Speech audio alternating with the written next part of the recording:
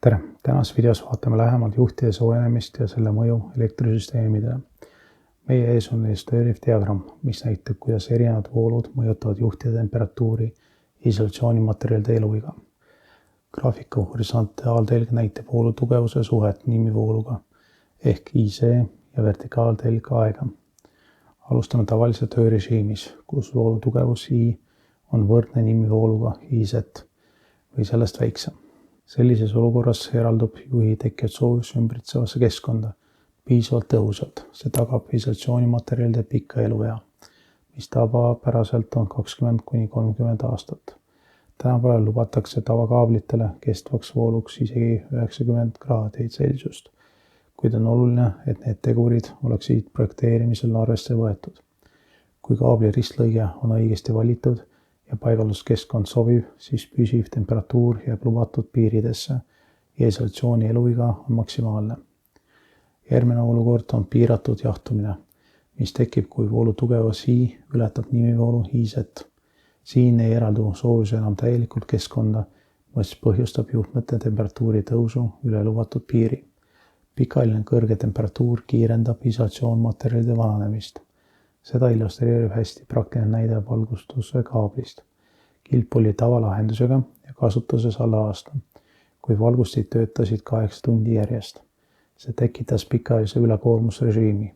Tulemuseks oli, et kaitselülitade valged pinnad olid muutunud kergelt pruunikaks. Kilbisised hallid juhtmekarbikud samuti pruunikaks ja kohati ka kaablimantlid. See näitas ilmselgelt isolatsiooni vananemise märke.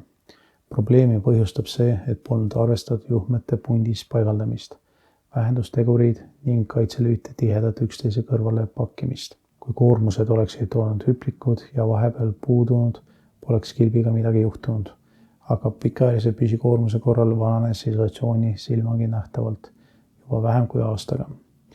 Kõige kriitilised olukorrad on lühise korral, kus voolu tugevus I on nimivoolus IC märkimisväärselt suurem. Sellistel tingimustel toimub niinimetatud adiabaatne kuumenemine. Temperatuur tõuseb sekunditega ja juhi eluiga väheneb drastiliselt. See illustreerib graafik, mis näitab, et kui kaabli kestev eluiga oleks tavakoormusel näiteks 10 aastat, siis lühise korral võib see lühendada vaid 5 sekundini. Toome näite, kui kaablil on piltlikult öeldes kestev koormus 2000 amprit ja tekib lühis, mis on samuti 2000 amprit, mis tegelikult ei olegi vägagi suur lühis, siis sellise 10 aasta elueas jääb alles vaid 5 sekundit. See drastiline eluea lühenemine sõltub loomulikult konkreetsest kaablite isolatsioonimaterjalist, mis on erinevate kasutuse jaoks spetsiifiline. Sama vananemise oht kehtib ka kaitselülite korpuse isolatsioonimaterjalide puhul. Püsivad kõrged temperatuurid kiirendavad ka nende vananemist ja vähendavad usaldusväärsust. Seepärast on õige projekteerimine ja kaitseseadmete elektrisüsteemide ohutuse ja pikaajalise tagamiseks üliolulised.